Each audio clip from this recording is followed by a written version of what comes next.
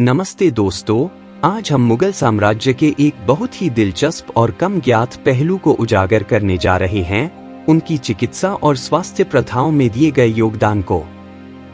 पारंपरिक चिकित्सा प्रणालियों से लेकर बेहतरीन अस्पतालों तक, मुगलों ने स्वास्थ्य सेवाओं में ऐसा योगदान दिया जो आज भी भारतीय चिकित्सा प्रणाली को प्रभावित करता है। तो आइए मुगल चिकित्सा और स्वास्थ्य प्रथाओं के इस छिपे हुए इतिहास में गहराई से उतरते हैं।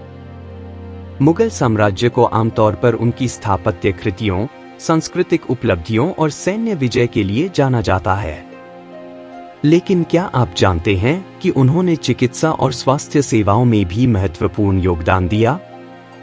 एक प्रमुख चिकित्सा प्रणाली जिसने मुगलों के तहत खूब विकास किया, वह थी यूनानी चिकित्सा, जो यूनानी, फारसी और इस्लामी चिकित्सा परंपराओं पर आधारित थी। यूनानी शब्द योनियन से आया है, जो यूनानी चिकित्सा प्रणाली के प्रभाव को दर्शाता है। मुगल शासकों, विशेष रूप से हुमायूं और अकबर के शासनकाल में यूनानी चिकित्सा ने विशेष स्थान प्राप्त किया। इस प्रणाली का आधार शरीर के ह्यूमर्स, रक्त, कफ, पित्त और काला पित्त के संतुलन पर था।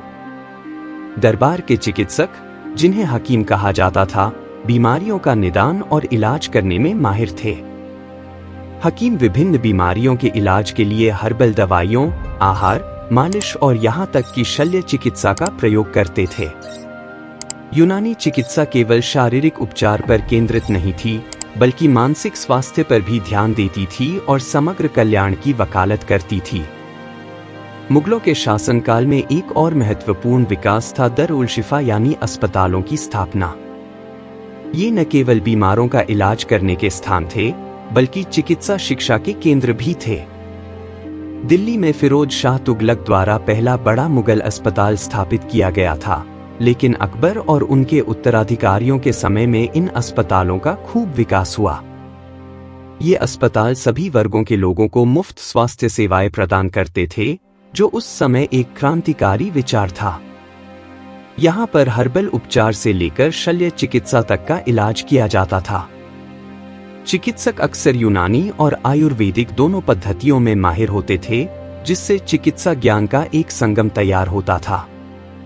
मुगल मानते थे कि शरीर को प्रकृति के माध्यम से ही ठीक किया जा सकता है। नीम, तुलसी और आंवला जैसे स्थानीय पौधों से औषधियों, तेलों और पोटेशनों को तैयार किया जाता था, जो आज भी पारंपरिक भारतीय चिकित्सा में व्यापक रूप से उपयोग किए जाते हैं। मुगल विद्या के बड़े संरक्षक थे। उन्होंने कई यूनानी और अरबी चिकित्सा ग्रंथों का फारसी में अनुवाद करवाया, जिनका उपयोग हकीमों और विद्वानों को शिक्षित करने में किया गया। अकबर के शासनकाल में लिखी गई प्रसिद्ध पुस्तक तिब्ब-ए-अकबरी एक महत्वपूर्ण चिकित्सा ग्रंथ था, जिसमें विभिन्न उपचारों, निदान और औषधीय पौधों का विवरण दिया गया है। दिलचस्प बात यह है कि इन चिकित्सा संस्थानों में केवल पुरुष ही नहीं, बल्कि महिलाएं भी चिकित्सा सेवाओं में महत्वपूर्ण भूमिका निभाती थीं, विशेष रूप से शाही परिवारों में। ऐसी मान्यताएं हैं कि मुगल सम्राज्ञी नूरजहां का अपना निजी हकीम होता था और उन्होंने चिकित्सा ज्ञान के प्रसार में योगदान दिया। हालांकि मुगल साम्राज्य का पतन हुआ, लेकिन उनका चिकित्सा पर प्रभाव बरकरार रहा। उस समय की कई यूनानी और आयुर्वेदिक पद्धतियां आज भी उपयोग में हैं।